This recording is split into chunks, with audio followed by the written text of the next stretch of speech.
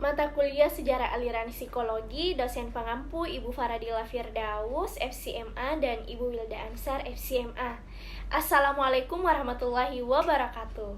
Shalom, Om Swastiastu, Taci, Namo Buddhaya, dan salam kebajikan. Puji syukur kita panjatkan kehadirat Tuhan Yang Maha Esa atas limpahan rahmat dan hidayahnya sehingga kami dapat membuat video presentasi kali ini. Tak lupa pula kita kirimkan sholawat serta salam kepada baginda Rasulullah Nabi Muhammad SAW. Pada kesempatan kali ini kami dari kelompok 5 ingin memaparkan materi mengenai sejarah aliran psikologi dari masa Yunani kuno hingga lahirnya psikologi sebagai ilmu serta aliran strukturalisme dan fungsionalisme.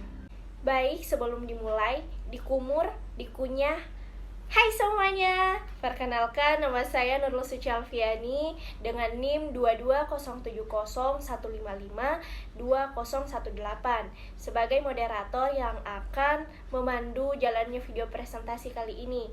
Dan ada pula teman saya. Perkenalkan, nama saya Putri Aurep Daria Sudirman dengan NIM 22070152015 yang akan membahas mengenai materi pertama tentang psikologi pada masa Yunani kuno dan materi terakhir tentang pasca berdirinya psikologi sebagai ilmu. Selanjutnya ada Hai, saya Nurul Awalia Halik dengan nomor NIM 2207015500001. Di sini saya selaku pemateri ketiga yang akan memaparkan materi mengenai psikologi pada masa pertengahan. Dan yang terakhir, dan saya, Regina Dita Kusuma Baso dengan nomor mahasiswa 220701552023 sebagai pemateri keempat. baik, itulah tadi perkenalan video dari kami, kelompok 5. Tidak perlu berlama-lama lagi. Mari kita simak materi yang pertama, yaitu psikologi pada masa Yunani kuno yang akan dibawakan oleh Putri Aura Daria Sudirman. Psikologi pada masa Yunani kuno. Sebenarnya psikologi pada masa Yunani belum mengalami perkembangan, di mana pada masa ini kebanyakan yang dibahas mengenai alam dan realitas saja. Tetapi pada masa ini bisa dibilang penting karena pemikiran yang ada merupakan landasan berkembangnya psikologi di masa mendatang. Di masa Yunani ini berkembang 3 pemikiran. Pertama, ada metafisika yang menganggap realitas sebagai materi yang terlihat, sedangkan idea adalah suatu realitas yang tidak terlihat. Kedua, ada epistemologi yang membahas benar atau validnya sumber pengetahuan dan merupakan cikal bakal berkembangnya empirisme dan rasionalisme, di mana empirisme menganggap pengetahuan indrawi bersifat objektif dan bisa dipercaya, sedangkan rasionalisme memandang pengetahuan indrawi itu sifatnya tidak konsisten dan pengetahuan rasional yang kebenarannya dapat dipercaya. Ketiga, ada moralitas yang membahas mengenai apa yang dianggap benar dan salah. Pemikiran ini memunculkan pandangan hedonisme dan sinisme, di mana hedonisme percaya bahwa kebaikan itu menyenangkan diri, sedangkan sinisme menganggap nilai seperti nilai ketuhanan sebagai parameter kebaikan. Berikut beberapa pemikiran tokoh pada masa Yunani kuno. Yang pertama ada Thales. Kontribusi dari seorang filsuf Yunani kuno ini yaitu ia memandang jiwa sebagai sesuatu yang dapat menggerakkan dan yang meliputi alam semesta. 2. Herakleitos yang memandang jiwa manusia bagaikan api yang mempunyai kekuatan untuk mengubah, di mana jiwa yang sehat itu ialah jiwa yang kering dan jiwa yang tidak sehat adalah jiwa yang basah. Ketiga ada Empedokles, di mana menurut Empedokles apabila terjadi keseimbangan di antara elemen api, udara, tanah, dan air, maka jiwa kita dapat dikatakan sehat dan timbul kehidupan. Sedangkan jika elemen ini berpisah akan menimbulkan kerusakan. Empedokles juga merupakan filsuf yang membahas mengenai persepsi. Tokoh keempat ada Parmenides. Menurut Parmenides, perubahan adalah ilusi dan realitas yang sesungguhnya itu bersifat abadi, tidak berubah, tidak bergerak, dan juga tidak bisa dipisahkan. Kelima ada Pythagoras.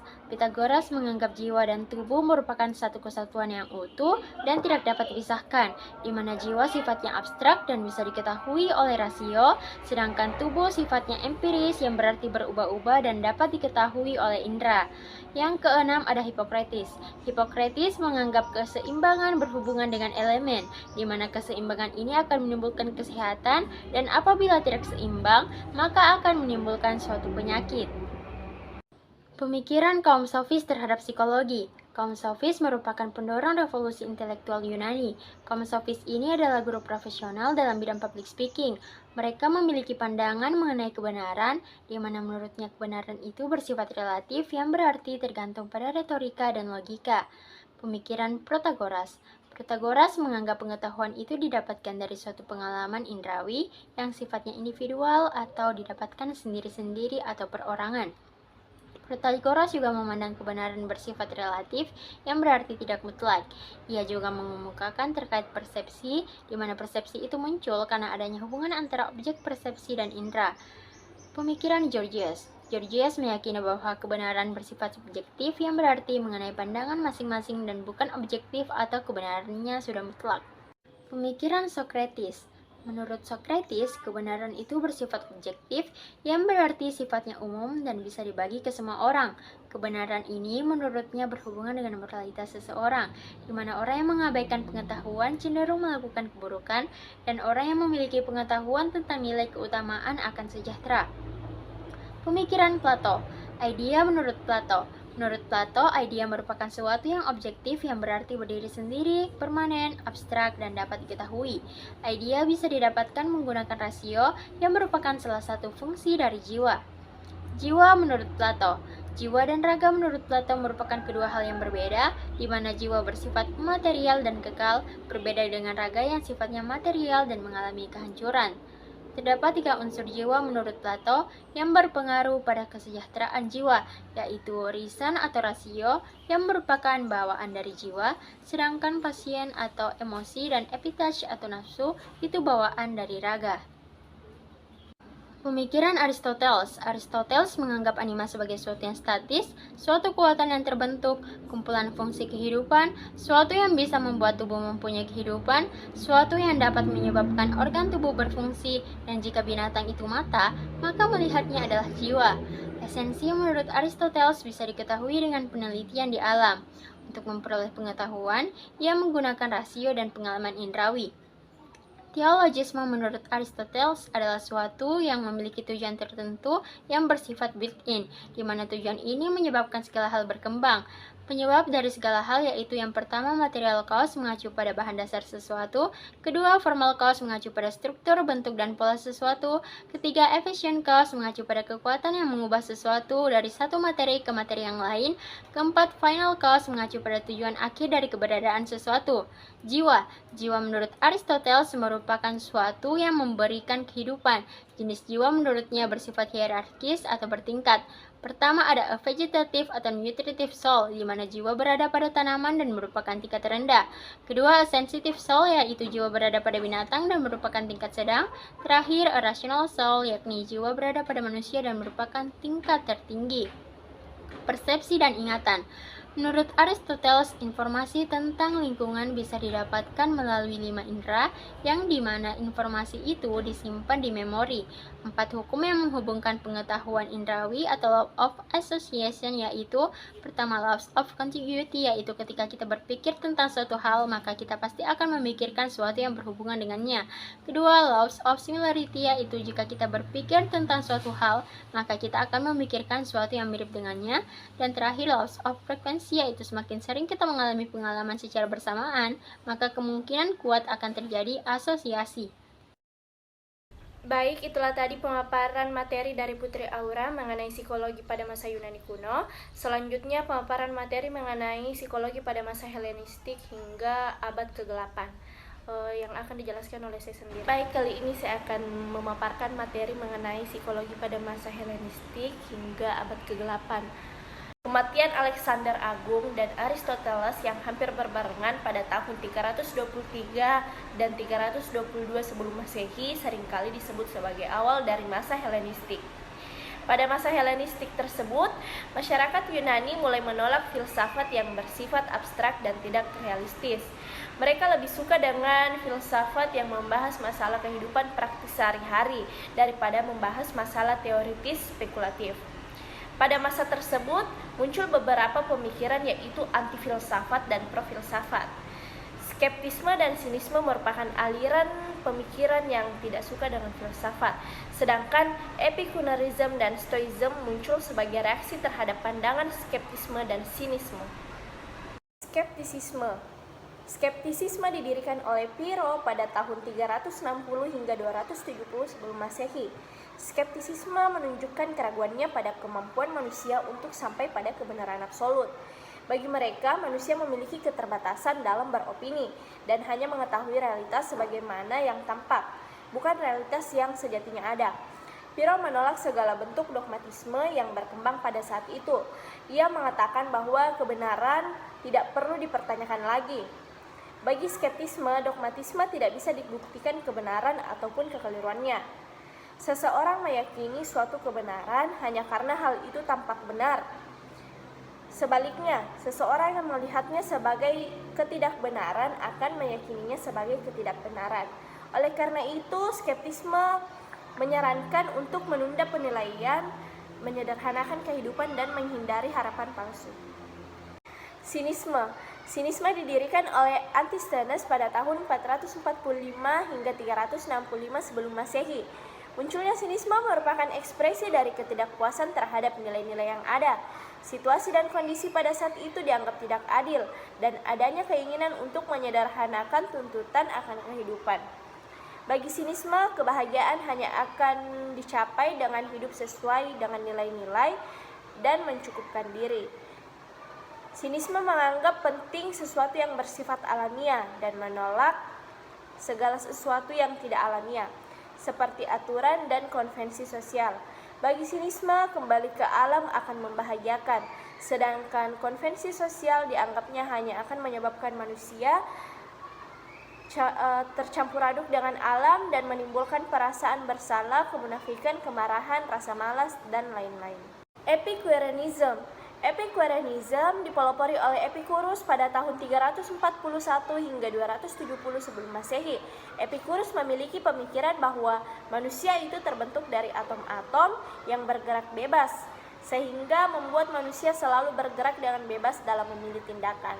Epicurus merupakan orang yang praktis. Ia berharap dengan adanya teori atom yang dicetusnya dapat menghilangkan ketakutan manusia. Selain teori atom, Epicurus juga tertarik pada hedonism atau kebahagiaan secara individu.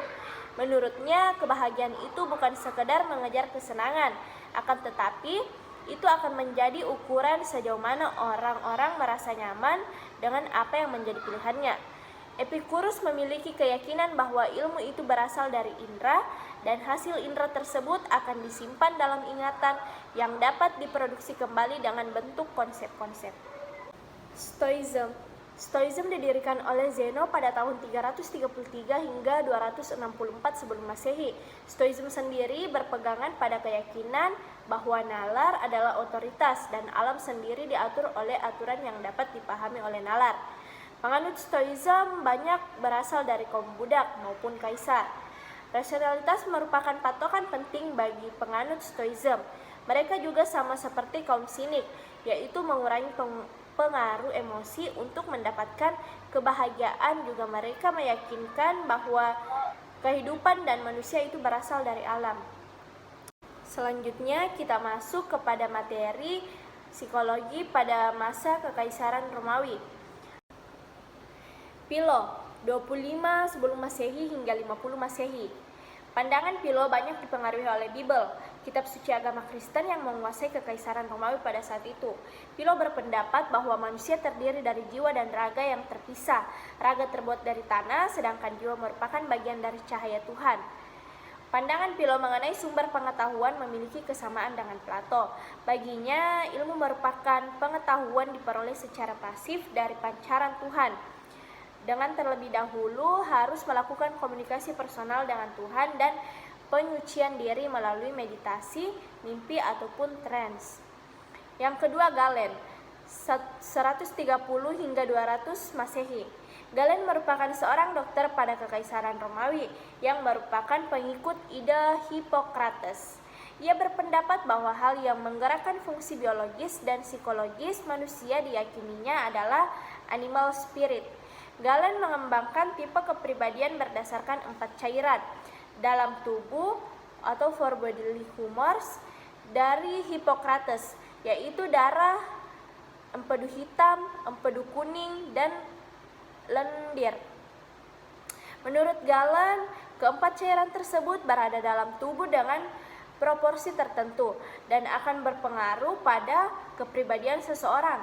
Orang yang didominasi oleh darah akan memiliki kepribadian sanguin dengan karakteristik periang. Orang yang didominasi oleh empedu hitam akan memiliki kepribadian melankolik dengan karakteristik mudah sedih. Orang yang didominasi oleh empedu kuning akan memiliki kepribadian kolerik dengan karakteristik emosional. Dan orang yang didominasi oleh lendir akan memiliki kepribadian flegmatik dengan karakteristik tenang, sabar, dan moderat. Yang ketiga ada Plotinus 205 hingga 270 sebelum Masehi. Plotinus adalah orang yang asketis, orang yang hidup sederhana, tidak menikah, dan membebaskan diri dari kekayaan. Menurut Plotinus, segala sesuatu bersifat hierarki. Yang berada pada hierarki tertinggi adalah Tuhan. Kemudian spirit yang merupakan citra dari Tuhan. Dan yang terakhir adalah jiwa. Pandangan ini berbeda dengan Stoicism yang menganggap jiwa manusia sama dengan jiwa Tuhan. Plotinus juga memiliki pandangan yang berbeda dalam menjelaskan kebahagiaan. Jika Stoicism menyarankan untuk menerima nasib apa adanya, Epicureanism menyarankan untuk mencari kesenangan, maka Plotinus menyarankan untuk membersihkan diri dari dunia material dan menyatu dengan zat yang abadi. Yang keempat ada Saint Augustine 354 hingga 430 Masehi. Filsafat Augustine fokus pada spiritual manusia sebagai esensitas spiritual. Jiwa dianggap akan tetap abadi, sementara raga akan hancur. Kontribusi Augustine terhadap psikologi antara lain yaitu keyakinannya bahwa kebenaran pengalaman subjektif bisa dipercaya dan adanya self yang terpisah dari pengalaman indrawi. Tidak seperti Plotinus, Augustine mengaku bahwa selain kuasa Tuhan juga diperlukan usaha untuk memperoleh pengetahuan. Augustine hidup di saat Kekaisaran Romawi sedang menuju kehancuran. Kehancuran Romawi benar-benar terjadi setelah Augustine wafat dan Eropa kemudian memasuki masa yang disebut dengan masa kegelapan. Selanjutnya masa kegelapan atau biasa disebut dengan Dark Age. Abad pertengahan dimulai pada tahun 476 Masehi, yaitu ketika Kekaisaran Romawi hancur, diambil alih oleh Kekaisaran Konstantinopel yang berpusat di Bizantium dan berakhir pada tahun 1453 Masehi, yaitu ketika Kekaisaran Konstantinopel hancur. Menurut Greenwood, abad pertengahan tersebut terbagi menjadi tiga, yaitu awal abad pertengahan pada 500 hingga 1000 ditandai dengan mulainya menurun ilmu pengetahuan, dan yang kedua itu pertengahan abad pertengahan, yaitu pada tahun 1000 hingga 1300 yang ditandai dengan mulai bangkitnya ilmu pengetahuan, dan akhir abad pertengahan yaitu kisaran tahun 1300 hingga 1600 yang ditandai dengan munculnya gerakan pembaharuan atau Renaissance.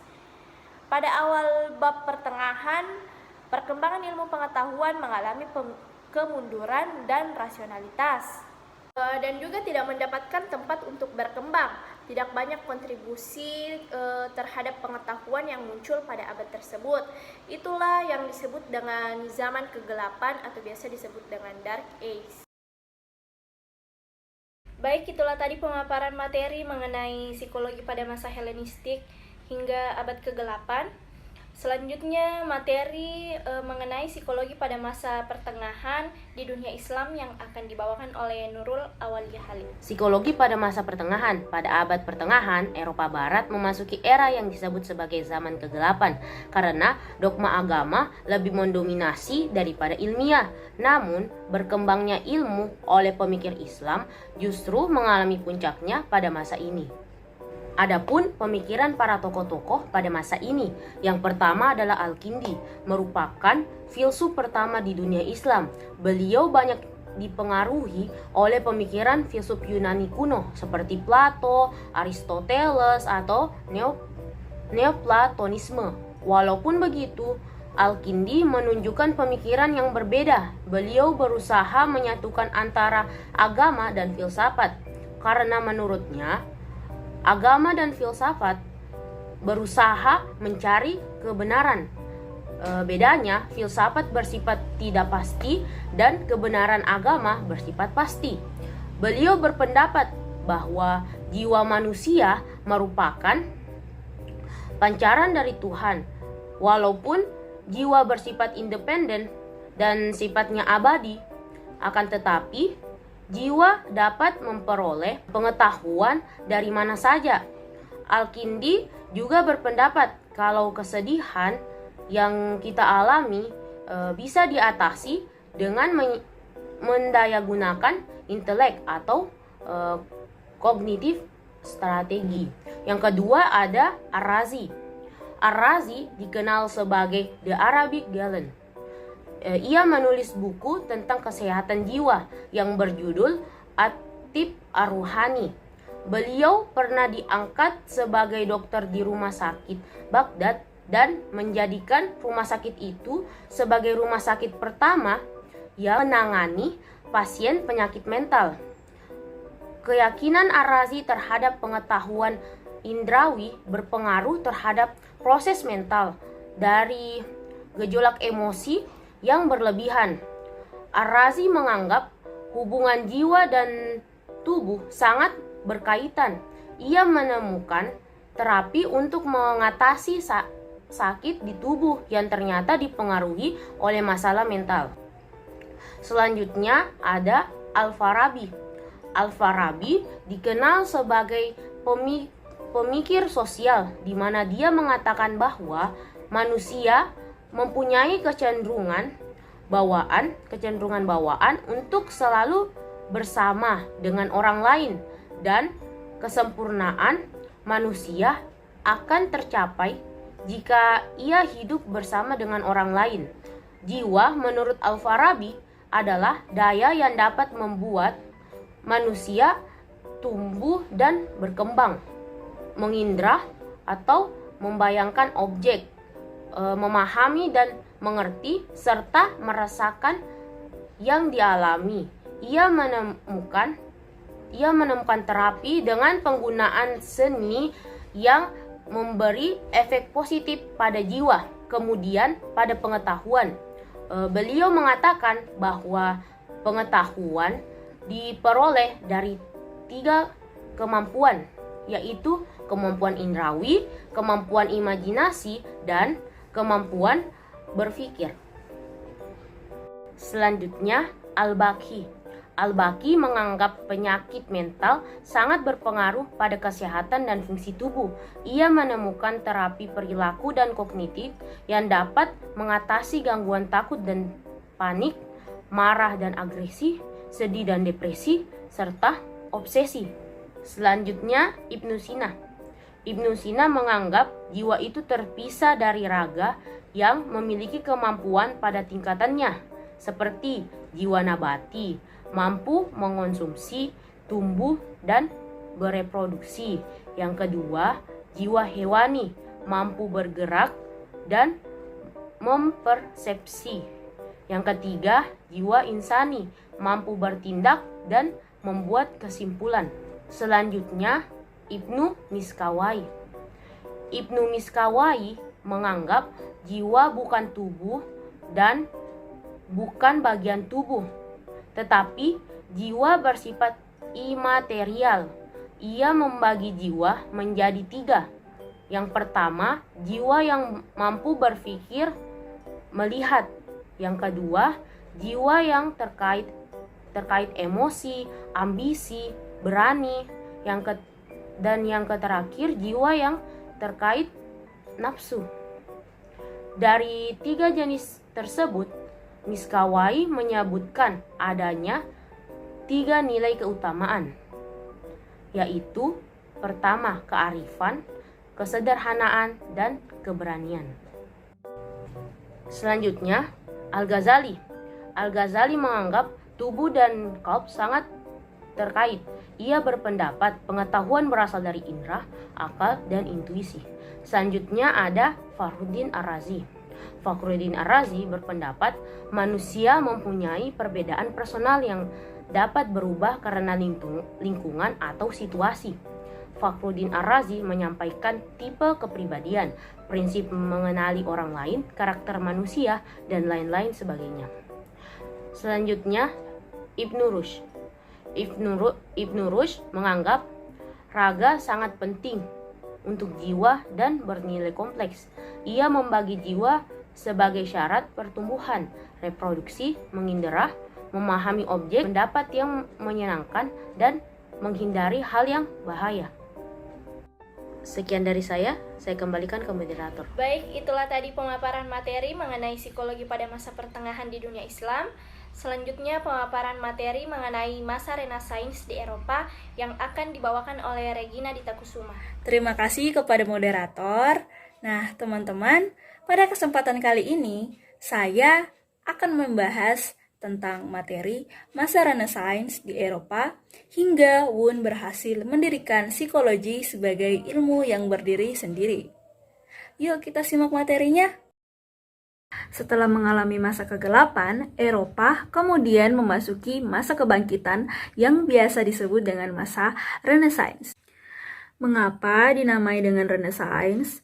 Karena Renaissance dinamai untuk kelahiran kembali atau kebangkitan. Peradaban dan pembelajaran klasik secara umum biasanya dianggap telah dimulai di Italia pada pertengahan abad ke-14, kemudian bergulir ke Eropa selama 2 abad berikutnya. Munculnya Renaissance ini tidak lepas dari pengaruh faktor eksternal dan faktor internal. Nah, di masa Renaissance ini pula muncul yang namanya Francesco Petrarch, di mana dia mengklaim bahwa manusia itu mempunyai hak untuk mengatur kehidupannya sendiri. Dan manusia juga akan lebih memilih penjelasan alamiah dibandingkan penjelasan teologi. Nah, selain Petrarch, ada beberapa yang berkontribusi juga terhadap Renaissance. Antaranya ada Pico, Erasmus, dan Luther. Setelah itu muncul tokoh-tokoh yang pemikirannya berpengaruh besar terhadap perkembangan ilmu pengetahuan seperti Kopernikus, Kepler, Galileo, dan Newton. Nah, ada satu tokoh pada masa Renaissance yang pemikirannya ini berhubungan dengan psikologi, yaitu Juan Louis Vives. Ia sudah berbicara tentang emosi, memori, dan belajar. Selepas masa Renaissance, yaitu pada abad ke-16 sampai abad ke-19, ada lagi 2 aliran yang pemikirannya sangat besar, yang satu sama lain bertentangan, yaitu ada empirisme dan rasionalisme. Empirisme ini menyatakan bahwa pengetahuan manusia hanya bisa diperoleh melalui pengalaman. Adapun tokoh-tokohnya yaitu ada Bacon, Locke, Hobbes, dan Hume. Nah, yang terakhir ada rasionalisme. Rasionalisme ini menyatakan bahwa pengetahuan manusia hanya bisa diperoleh melalui pikiran atau rasio. Tokoh-tokoh dari rasionalisme ini ada Descartes, Spinoza, dan Leibniz. Selanjutnya ada psikologi menjadi ilmu yang berdiri sendiri sebagai ilmu pengetahuan. Psikologi menjadi ilmu yang berdiri sendiri pada tahun 1879. Hal ini pertama kali dikemukakan oleh Wilhelm Wundt, di mana Wilhelm Wundt ini adalah seorang filsuf, dokter, sosiolog, dan ahli hukum dari Jerman. Wundt juga mendirikan laboratorium psikologi, di mana laboratorium ini menjadi laboratorium psikologi pertama di dunia. Laboratorium ini juga menjadi satu momentum bahwasanya psikologi pada akhirnya dideklarasikan sebagai ilmu yang mandiri. Wundt juga menyatakan bahwa objek telaah psikologi bukan lagi berupa hakikat jiwa yang tidak bisa diobservasi, tetapi fenomena-fenomena kejiwaan yang berupa tingkah laku. Selanjutnya, Wundt juga menyatakan bahwa gejala-gejala jiwa tidak dapat diterangkan semata-mata berdasarkan proses alam. sebagaimana dijelaskan melalui fisiologi. Fisiologi ini hanya berfungsi sebagai ilmu bantu psikologi. Selanjutnya, ada gejala-gejala jiwa yang diteliti oleh Wundt di laboratorium dengan menggunakan metode eksperimen. Eksperimen dilakukan dengan teknik tertentu dan faktor subjek tidak dapat diabaikan. Untuk itu, Wundt menggunakan teknik introspeksi. Introspeksi yang dimaksud ialah bagaimana caranya memahami atau mengkaji atau mendalami tentang bagaimana refleksi terhadap diri sendiri.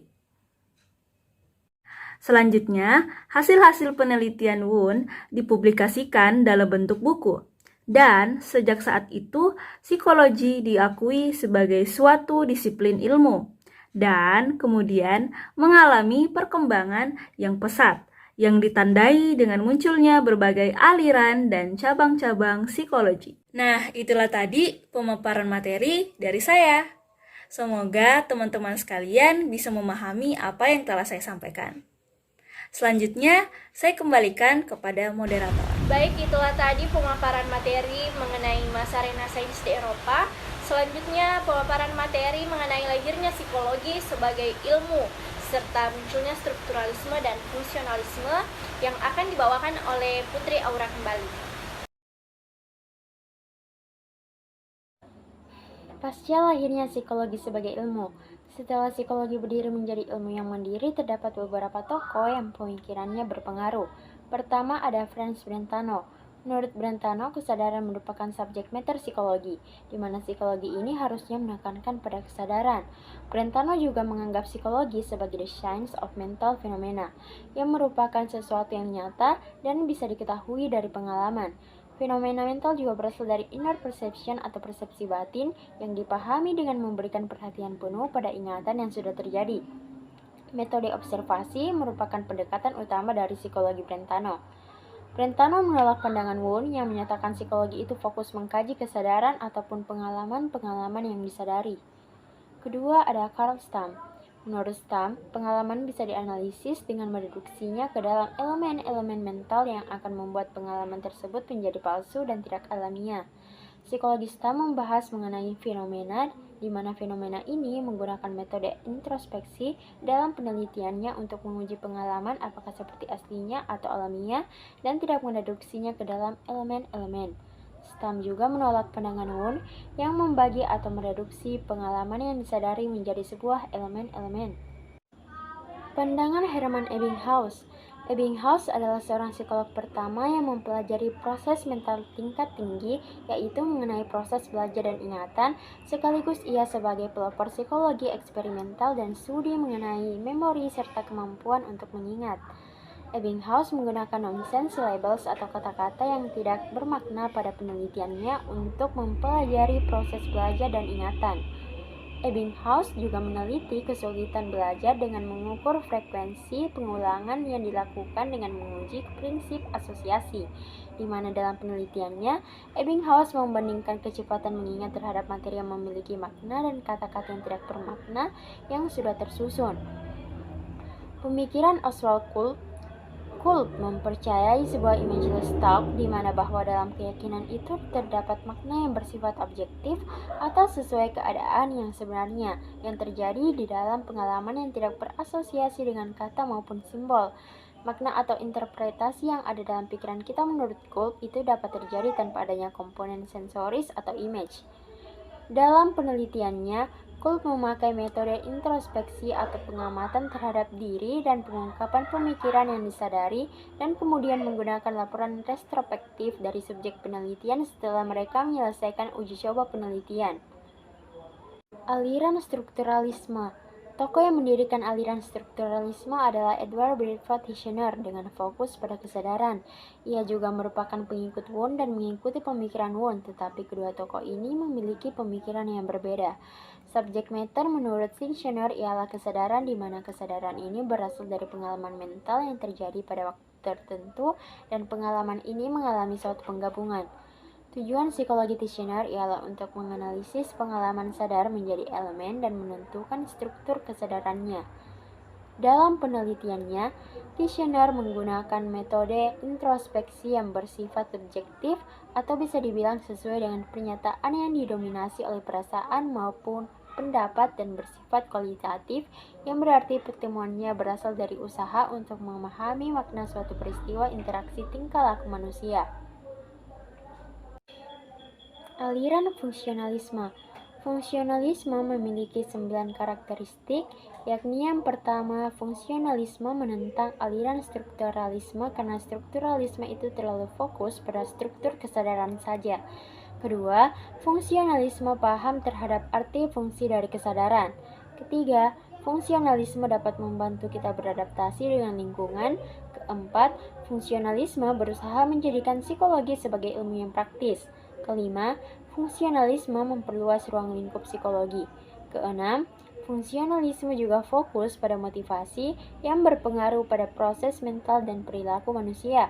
Ketujuh, fungsionalisme mengakui bahwa proses mental dan perilaku merupakan subjek yang legitimate serta menjadikan introspeksi sebagai salah satu metode untuk memahami proses mental dan perilaku.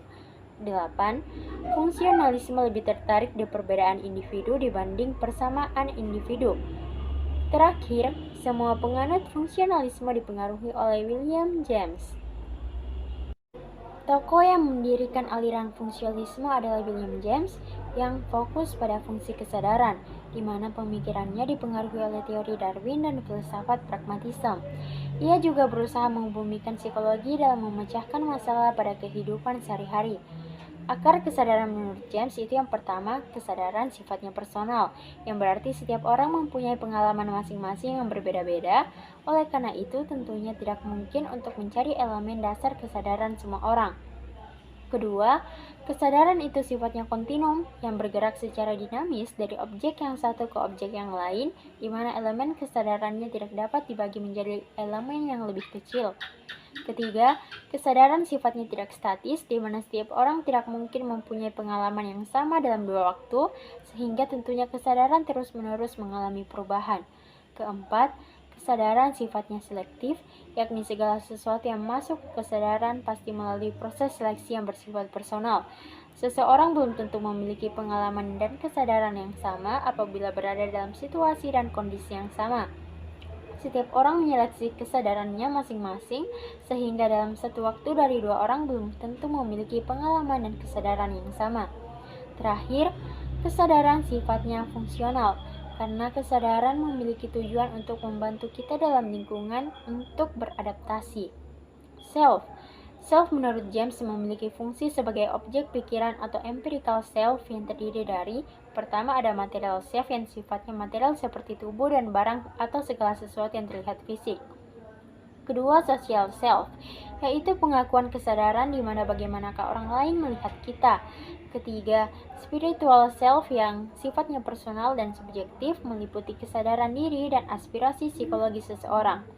Ketegangan atas apa yang diperoleh dengan apa yang diupayakan mungkin terjadi antara ketiga aspek self tadi, di mana ketegangan itu dapat berdampak pada penilaian positif ataupun negatif seseorang.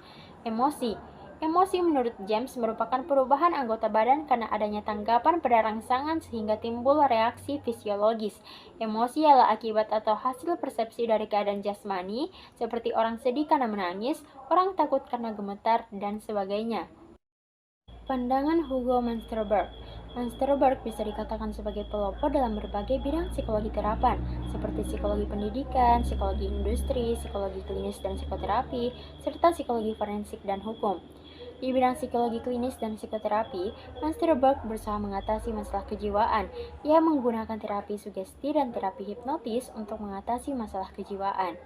Di bidang psikologi forensik dan hukum, ia meneliti mengenai pengakuan saksi yang dapat mengganggu akurasi persepsi dan ingatan karena dipengaruhi oleh faktor seperti kesan indrawi, sugesti, stres, dan faktor lain. Di bidang psikologi industri, ia menyarankan bahwa produktivitas dapat ditingkatkan dengan 3 jalan. Pertama, dengan menemukan orang yang terbaik. Kedua, dengan menciptakan pekerjaan yang terbaik. Ketiga, dengan menggunakan pengaruh psikologis yang disebut Mansterberg sebagai pengaruh yang mungkin atau possible effect untuk mendorong karyawan. Pemikiran Granville Stanley Hall. Hall merupakan pendiri laboratorium pertama Amerika sekaligus pendiri jurnal psikologi pertama Amerika serta pendiri sekaligus presiden pertama American Psychological Association. Psikologi Hall dipengaruhi oleh teori revolusi. Hall juga sangat ingin menciptakan psikologi yang lebih ramah pada agama, sehingga Hall menggambarkan keyakinannya sebagai recapitulation theory, yaitu teori di mana perkembangan seorang anak merupakan ulangan dari sejarah peradaban spesies manusia, dari masa negara tanpa aturan dan kasar seperti masa bayi, sampai dengan masa modern dengan peradaban yang sangat tinggi, seperti halnya dengan masa dewasa. Pikiran Hall mencakup topik psikologi seperti konversi agama, sublimasi, psikologi pendidikan, psikologi anak, dan psikologi perkembangan. Pemikiran Hall mengenai seks dan pendidikan. Seks merupakan sesuatu yang penting bagi perkembangan anak remaja. Bagi remaja putra, pendidikan seks merupakan masa katarsis seksual, sedangkan bagi remaja putri merupakan masa persiapan untuk menjadi seorang ibu. Pandangan John Dewey. Ungkapan Dewey mengenai pengalaman merupakan suatu hal yang penting dan harus dipahami dalam situasi ilmiah. Menurut Dewey, manusia aktif melakukan manipulasi di lingkungannya agar tujuannya tercapai, karena manusia bukan hanya sekedar menjadi pengamat dan mencocokkan apa yang ada di pikirannya dengan realita. Dewey memiliki keyakinan bahwa apa yang dikatakan dapat bermakna jika mempunyai nilai praktis. Dewey juga mengkritik elementarisme yang membagi pengalaman ke beberapa bagian seperti stimulus dan respon. Menurutnya, itu merupakan suatu kesatuan yang tertuju pada satu tujuan. Pemikiran James McKim Cattell. Cattell beranggapan bahwa psikologi akan sulit menemukan kepastian dan keakuratan, karena psikologi bukan ilmu fisika. Menurutnya, psikologi bisa menemukan kepastian serta keakuratan apabila memakai eksperimentasi dan pengukuran. Cattell juga berupaya mengaplikasikan psikologi dengan melakukan pengukuran terhadap aspek-aspek psikologi seperti mental test yang ia harapkan dapat berguna bagi dunia industri maupun pendidikan. Cattell memiliki beberapa pengukuran, seperti pengukuran terhadap ketajaman penglihatan atau visual acuity, ketajaman pendengaran atau auditory acuity, kekuatan pegangan, dan waktu reaksi. Itulah tadi pemaparan materi mengenai psikologi pada masa Yunani kuno hingga lahirnya psikologi sebagai ilmu serta munculnya strukturalisme dan fungsionalisme. Kami dari kelompok 5 mengucapkan terima kasih atas perhatiannya. Lebih dan kurangnya mohon dimaafkan. Wassalamualaikum warahmatullahi wabarakatuh.